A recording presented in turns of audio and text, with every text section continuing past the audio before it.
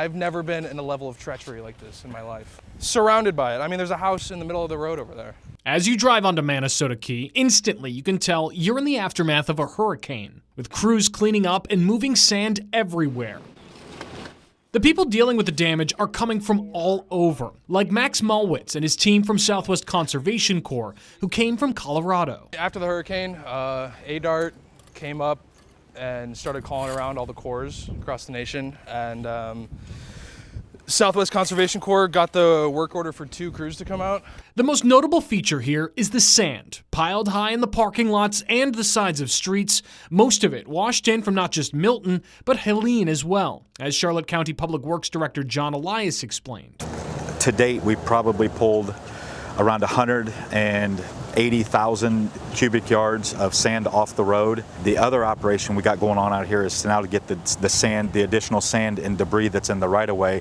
You'll see tons of trucks out here hauling. That's what we're doing now. But the mountains of sand aren't even the most notable change to the island. This is. In the process of doing this evaluation, we realized there's been another pass cut through Sump Pass State Park. Well, despite all the sand piled high here on Manasota Key, Charlotte County officials say it might not be enough to fill in this, the brand new pass carved out of the island, dubbed Milton Pass. I've heard Milton, I've heard a bunch of different names, but that is the name that I'm hearing, Milton Pass.